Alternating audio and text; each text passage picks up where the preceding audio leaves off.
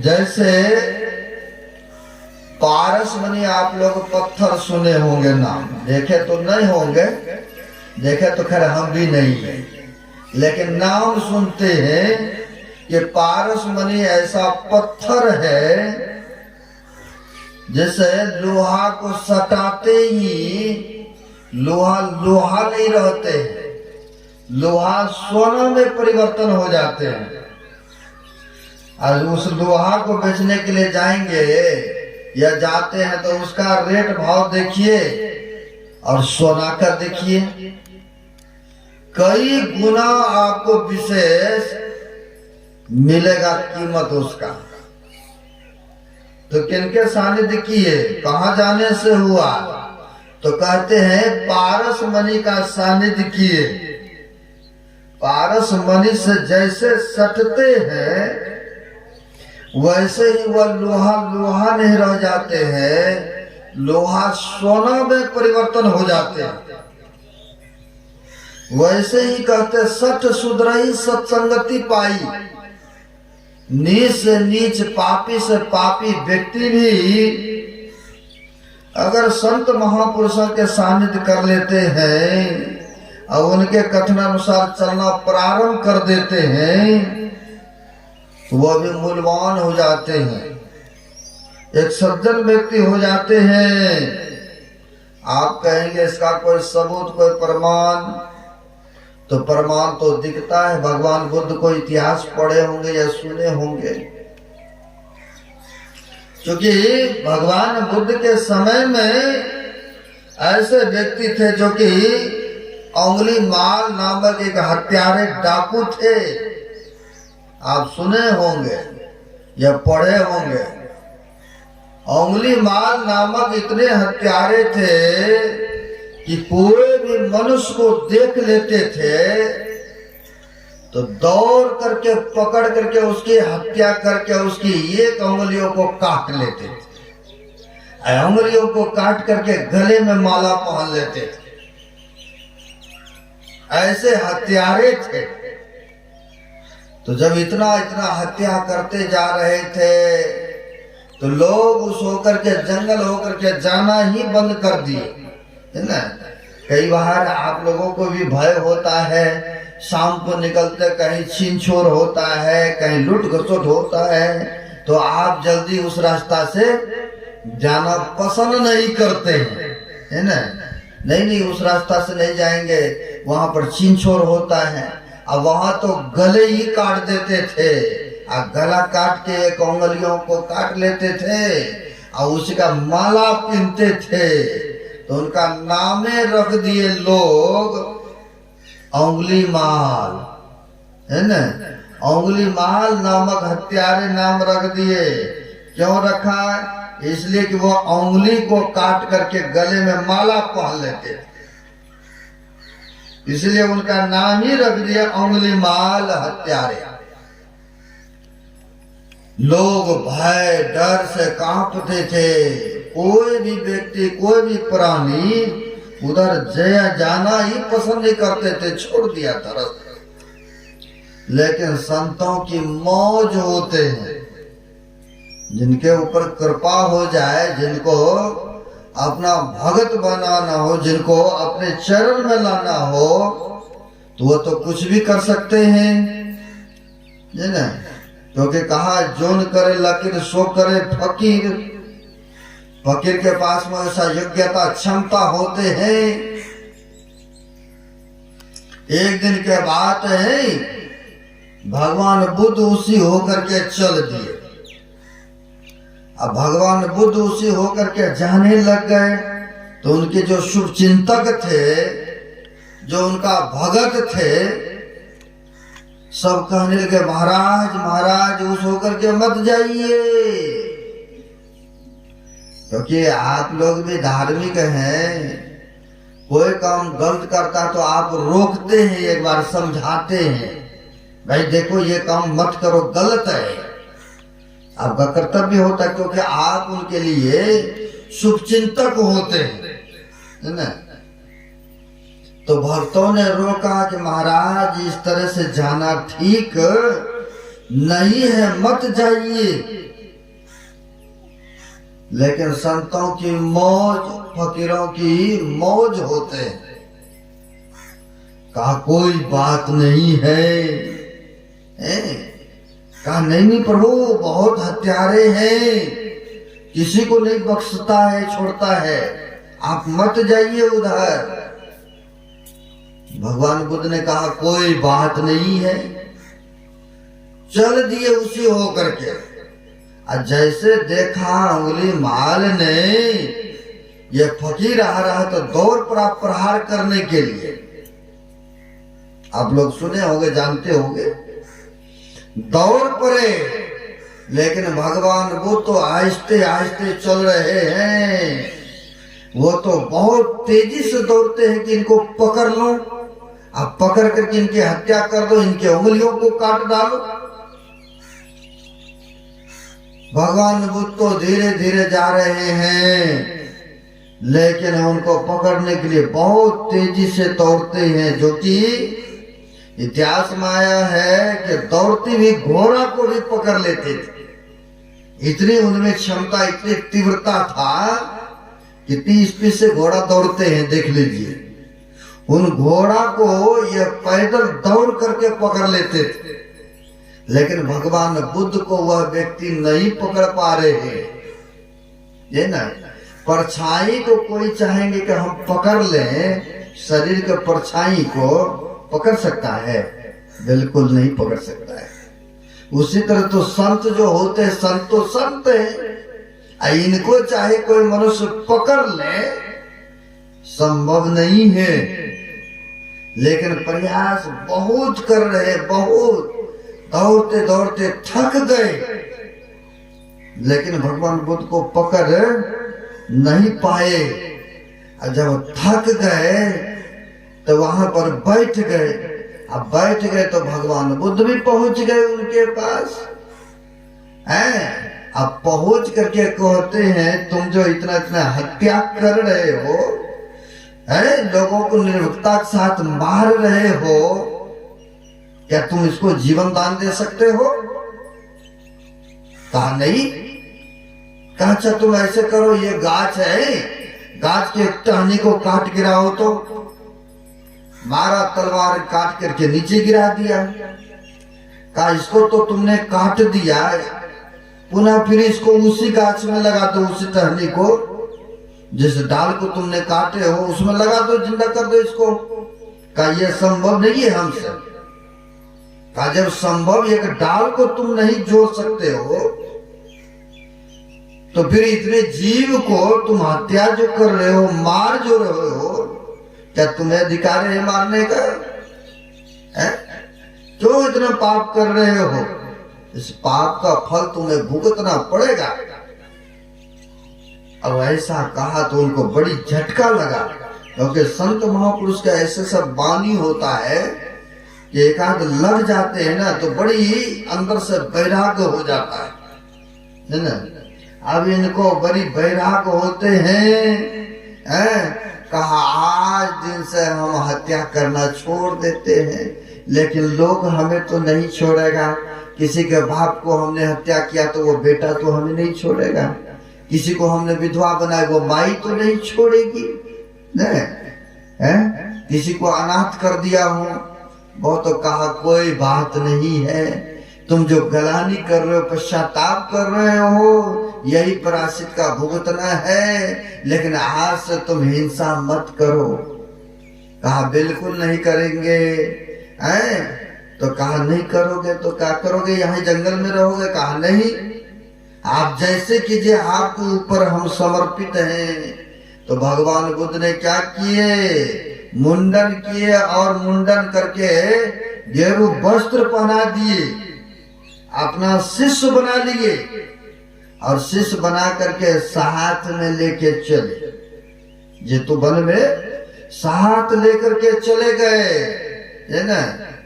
लेकिन जिसको जो किए थे भगवान बुद्ध के समय के बाद भिक्षा, पहले घरे घरे जाकर के सब सेवक को आदेश था कि भिक्षा लेकर के आओ। कभी ये जाएंगे लेने, कभी वो जाएंगे, कभी वो जाएंगे लेने।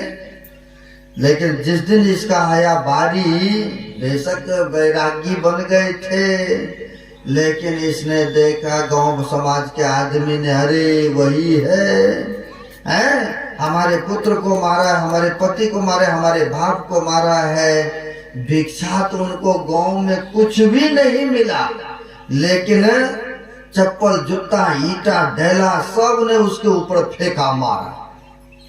लेकिन अब तो संत की गिनती में आ गए ना, देश में आ गए ना, भगवान बुद्ध को शिष्य बन गए हैं। अब वहां पर कोई क्रोध नहीं करते हैं, उनको भी पश्चाताप होता है कि मैंने ऐसा किया हूं, तब तो ये डेला गिट्टी मार रहे हैं। सहन किए, बर्दाश्त किए, बर्दाश्त करके फिर अपने कुटिया में गए। तो कहाँ जाने से हुआ यह ज्ञान? तो संतों के चरण में, शरण में जाने से यह ज्ञान होता है व्यक्ति को, सत्य सत का बोध होता है। इसलिए कहते सत शूद्र ही सत्संगति पाई, यानी पापी से पापी आदमी भी अगर संत महापुरुषों के चरण शरण में चले जाते हैं तो उनका उद्धार, उनका कल्याण अवश्य होता है। लेकिन जल्दी सत्संग में आना भी नहीं चाहते हैं व्यक्ति।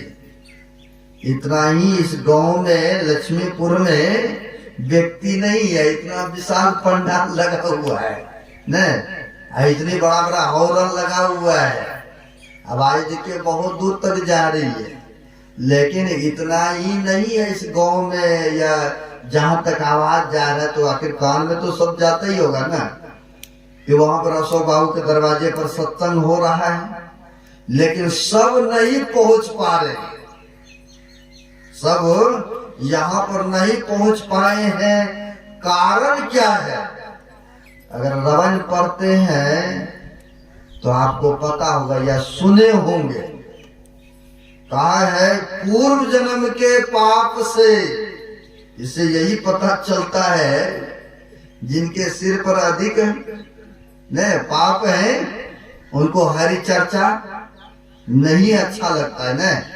कहते हैं पूर्व जन्म के पाप से हरि चर्चा नहीं सुहाए, जैसे ज्वर के ताप से भोजन के रुचि जाता।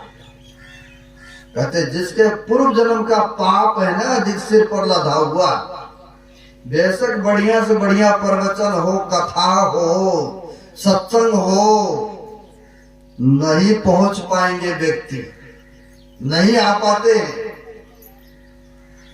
हाँ, नाच गान हो, बड़े चटक मटक हो, तो वहां तो बिना बुलाए नहीं कुछ व्यवस्था है ना बैठने का भी।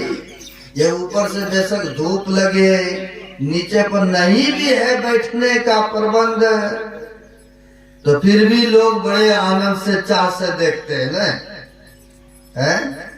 क्योंकि वहां पर ये आंखों को बढ़िया लग रहा है। ये भी उनको पता नहीं है कि हमें यह रूप विषय किधर खींच के ले जा रहा है। सत्संग करेंगे, आएंगे संत महापुरुष के पास, तब न पता चलेगा। तो कहते हमें यह आंख, यह दृष्टि किधर ले जा रहा है संसार में, कि संसार के जाल प्रपंच में हमें भटका रहा है। लेकिन लोग को वही प्रिय लगता है ना, उसी में भूले हैं।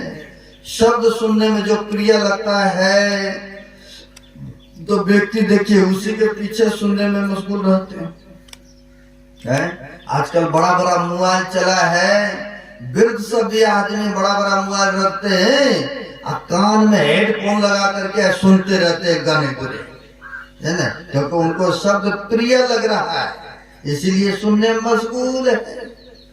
लेकिन उनको पता नहीं कि हमें कहाँ ले जा रहा है ना। तो ऐसे सब है।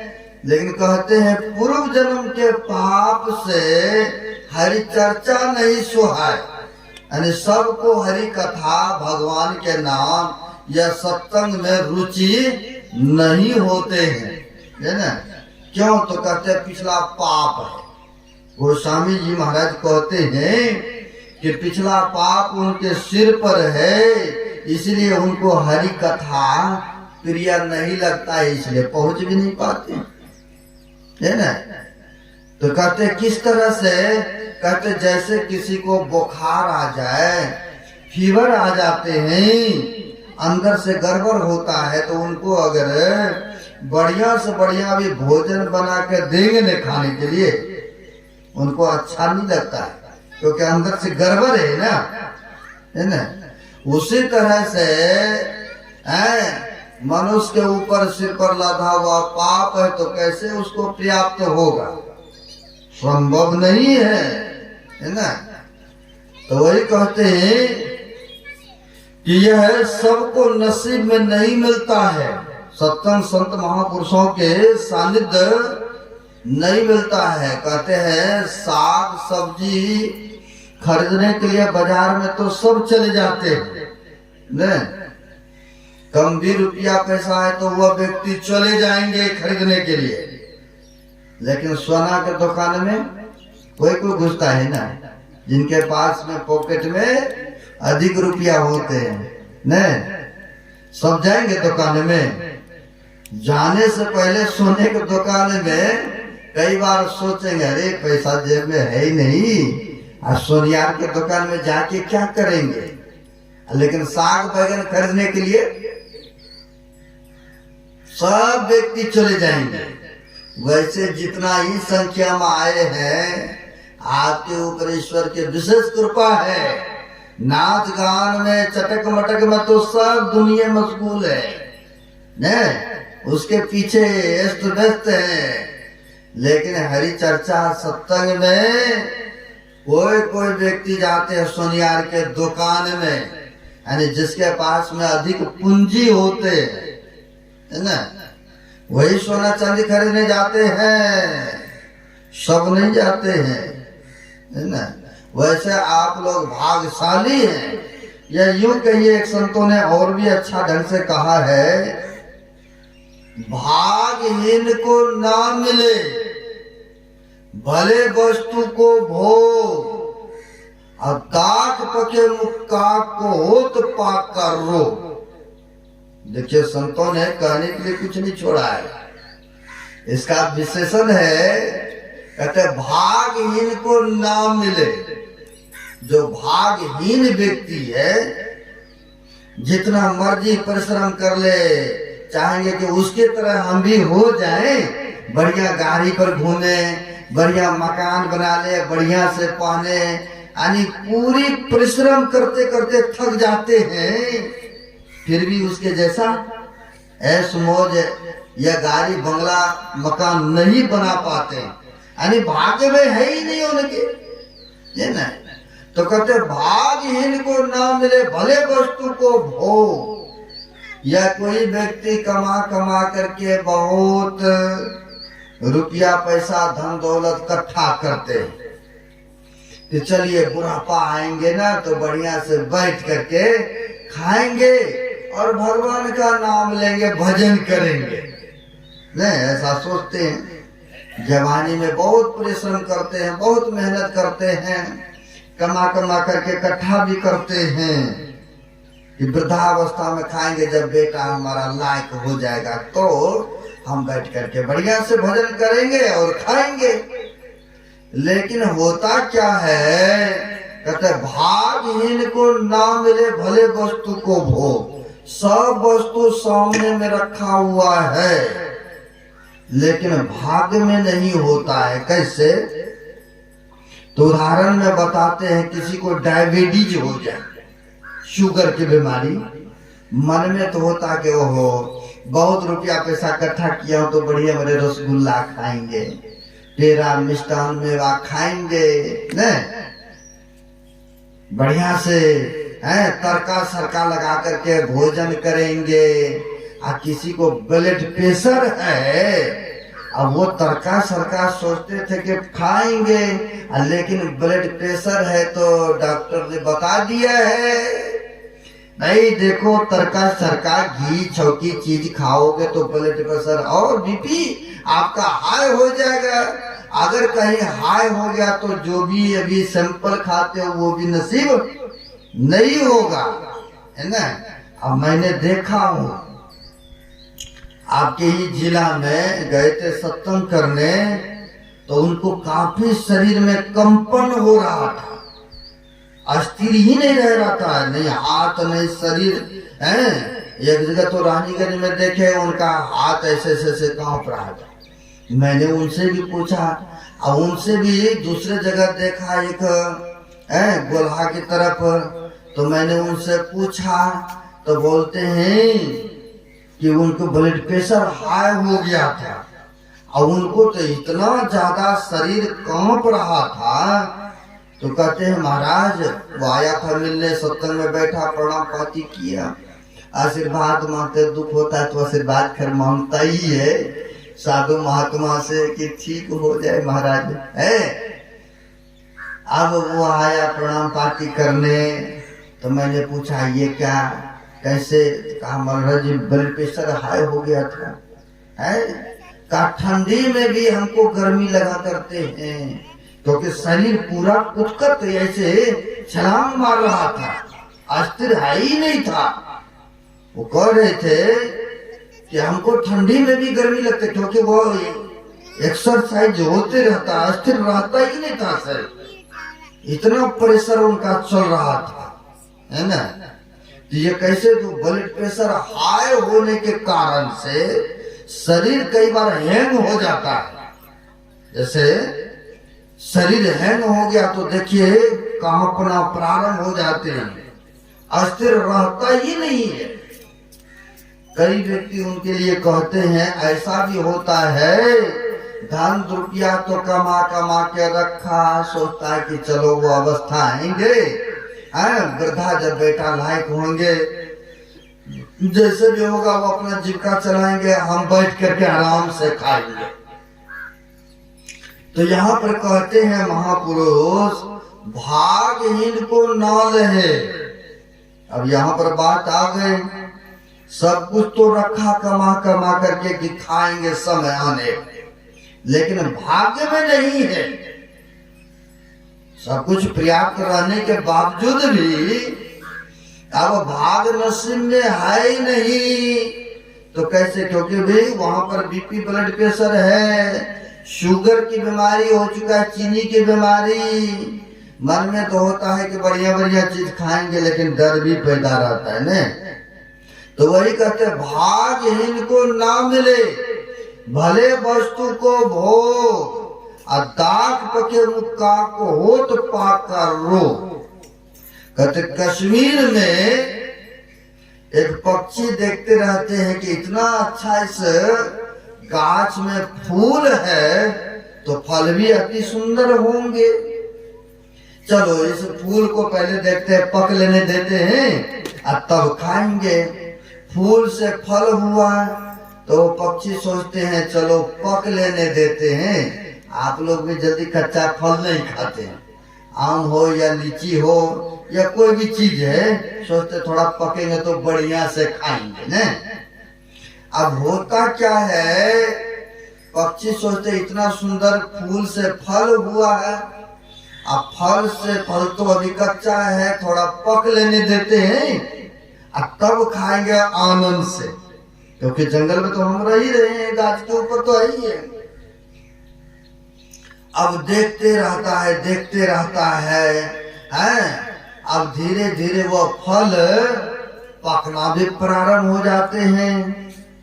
और जिस समय पकता है तो होता क्या, हो तो पाक का रोग, मुंह में पाक का रोग हो गए उस पक्षी को, जिसको कहते जख्म हो जाना, घाव हो जाना। अब उनको मुंह में हो गया घाव, अब मुंह तो उनको नीचे ऊपर हो नहीं रहा है। कई बार हम लोगों को, आप लोगों को भी होता है अगर जिभ्या में किसी तरह के घाव जख्म हो जाए तो खाने की इच्छा नहीं होता है। अब वहां पर उस पक्षी को मुंह में घाव हो जाता है, यानी पाक का रोग हो गया, और तब तक में फल जो है पक चुका है। जिसने गाछ वृक्ष लगाया है, जिसका बागवानी है, जिसका बगीचा है, तो वो थोड़े छोड़ देंगे। तो बगीचा वाला आते हैं और सब फल को तोड़ करके, जैसे आम लीची का सीजन आ रहा है तो जब पकेंगे तो सब तोड़ करके लेके चले जाते हैं, बेच देते हैं। अब वहां पर क्या होता है, सारे फलों को तोड़ लेते हैं, यानी सीजन समाप्त हो गए। जब सीजन समाप्त हो गए और तब जाकर के उस पक्षी का घाव भी, जख्म भी ठीक हो जाता है। अब जख्म भी ठीक हुआ, लेकिन उधर तो सीजने खत्म है। हुआ नसीब में? नसीब में नहीं हुआ। फल पक गया, टूट भी गया। अब इनको घाव हो गए मुंह में, तो खाने के जब अवसर आया तो बेचारा खा ही नहीं पाया। जब सब कुछ टूट टाट के समाप्त हो गए, तब इनको जो है जख्म भी ठीक होता है, लेकिन अब आए ही नहीं तो खाएंगे क्या? नहीं। उसी तरह से हम लोगों के लिए भी कहते हैं, जो समय भाई बीत गया वो तो भूतकाल में चले गए। हमारे गुरु महाराज कहते हैं, समय गया फिरता नहीं, जट ही करो निज काम, जो बीता सो बीतिया अब हूं कहो गुरु नाम। कहते जो समय बीत गया वो तो भूतकाल में चला गया। नहीं, पहले आपका बाल्य अवस्था था, बाल्य अवस्था से तोरनी जवानी में आए, और जवानी से धीरे धीरे बाल भी पक गए, दाढ़ी भी पक गए, दांत भी टूटने लग गए, और शरीर जैसे पहले बलवान था, वरिष्ठ था, वो भी नहीं रहा। धीरे धीरे कमजोर हो जाते हैं ना वृद्ध होने के बाद। कहते धीरे धीरे वह समय चला गया। अब आ गए चौथा अवस्था है। अब चौथा अवस्था आ गए तो चाहेंगे भी, कोई सोचेंगे भी कि हमारा वही समय आ जाए, संभव है? इसके लिए चाहे लाख प्रयत्न कोशिश कर लेंगे, लेकिन आने वाला तोरनी जवानी या बाल अवस्था संभव नहीं है ना? तो वही कहते हैं, जो समय बीत गया वो तो भूतकाल में चले गए, यानी पीछे चले गए, लौट के आने वाला नहीं है। और भविष्य का भी पता नहीं है, आगे का। कहते हैं महापुरुष को जाने कल की, जगत में खबर नहीं पल की। लोग वर्षों का रखते हैं कि हम करेंगे ना, बाद वृद्धावस्था में सत्संग भजन सुमरन करेंगे। अभी क्या है, अभी खाओ पियो ऐश मौज करो, ऐसा भी बहुत कहते हैं, ये ना। तो यहाँ पर कहते हैं भविष्य का कोई पता नहीं है कि आप 100 साल या 80 साल या 90 साल तक इस पृथ्वी लोक में, इस शरीर में रहेंगे ही रहेंगे, कोई पता नहीं है। इसलिए गुरु महाराज कहते जो समय बीत गया वो तो चला गया भूतकाल में, और भविष्य का भी पता नहीं है हम लोगों को। इसलिए कहते वर्तमान समय को लाभ उठाना चाहिए, है ना। जो वर्तमान समय मिला है इसे सदुपयोग में लाना चाहिए, अच्छा कर्मों को करना चाहिए, संत महापुरुष के चरण में जुड़ना चाहिए, ध्यान सत्संग करते रहना चाहिए, है ना। मांस मच्छी अंडा गंडा ये सब क्या है, पशु की खाने का है, लेकिन मनुष्य भक्षण कर रहा है, मदरा पी रहा, सिगरेट खा रहा है, जर्दा खा रहा है, क्योंकि ये सब खाने का नहीं है। और फिर भी मनुष्य ना जाने क्या क्या ग्रहण कर रहे हैं, क्या क्या भक्षण कर रहे हैं, है ना। अगर चाहते हैं कल्याण, अगर चाहते हैं उद्धार, अगर चाहते हैं शरीर को छोड़ने के बाद भी हमें वह स्वर्ग मिले, अच्छा स्थान को प्राप्त करे, मोक्ष मिले, तो वैसा कर्तव्य कर्मों को करेंगे तब न मिलेगा। करेंगे गलत काम, कहेंगे हमको तो बैकुंठ धाम मिले। अगर कोई शरीर छोड़ता है तो क्या लिखते हैं, किसी को देना होता है काट कोड, स्वर्गीय फलाना बाबू पधार गए। भाई स्वर्ग गए कहाँ गए, लेकिन लिखने के लिए लिख देते हैं स्वर्गीय फलाना बाबू ने। भाई कर्तव्य अनुसार वो कहाँ गए हैं नहीं गए हैं हम आप तो जानते नहीं है, लेकिन महापुरुष बताते हैं जीवन काल में अगर सत्कर्म करते हैं व्यक्ति, संत महापुरुषों से जुड़ करके रहते हैं, ध्यान सत्संग करते हैं, तो कहते हैं बहुत दिनों तक वह स्वर्ग के सुखों को भोगते। कौन कहा? भगवान कृष्ण का। बहुत दिनों तक, वर्षों तक स्वर्ग के सुखों को भोगते हैं। अब भोगने के बाद पुनः इस मृत्यु लोक में आते हैं। अब मृत्यु लोक में किसी श्रीमान के घर में जन्म लेते हैं या किसी जोगी के घर में जन्म लेते हैं। श्रीमान के घर जहाँ पर रोटी धोती कपड़ा का अभाव नहीं हो, ऐसे घरों में जन्म लेते हैं, है ना, यहाँ पर की कोई तरह की कमी नहीं हो, ऐसे घरों में कहते हैं उनका जन्म होता है। यह योगियों के घर में जन्म होता है, जहाँ पर के वातावरण अनुकूल हो, सत्संग भजन सुमरन होता हो, ऐसे घरों में जन्म होता है ना। तो जो ऐसा कर्तव्य करते हुए अपने जीवन को व्यतीत करेंगे, तब न उनको वो स्थान भोगने के बाद, स्वर्ग जाने के बाद श्रीमान के घर में या योगी के घर में जन्म लेंगे, है? लेकिन वैसा तो करेंगे नहीं, सत्संग में तो आएंगे नहीं, ध्यान भजन करेंगे नहीं, है? अब बुरे आदतों को सुधारेंगे नहीं और चाहेंगे कि हमें तो वैकुंठ धाम मिले, इसके बाद भी हमें अच्छे स्थान प्राप्त हो, अन्य जोनियों में नहीं जाए, ऐसा कामना इच्छा होता है, लेकिन संभव नहीं है। महापुरुष कहते हैं जीवन काल में अगर सत्कर्मों को करते हैं, संत महापुरुषों से जुड़ करके रहते हैं, ऐसे व्यक्ति का ही सद्गति होता है, शुभ स्थान में जाते हैं। इसलिए यह सत्संग में आने से सत्य असत्य का ज्ञान होता है, पाप पुण्यों का ज्ञान होता है, यहाँ पर आने से जीने की कलाएं सिखाई जाते हैं। लेकिन सत्संग में ही नहीं आएंगे तो कैसे बोध होगा, लोग आवे न सत्संग में, लेकिन यहाँ भर में पड़ा है, न जाने कहाँ कहाँ लगा है, तो कैसे उसका सुधार होगा। लोग जब सत्संग में आएगा ही नहीं तो उसके सुधार कहाँ से होगा, तो यह विद्यालय है, यह स्कूल है, जो यहाँ पर आते हैं उनकी ही सुधार होते हैं, सत असत का बोध होता है।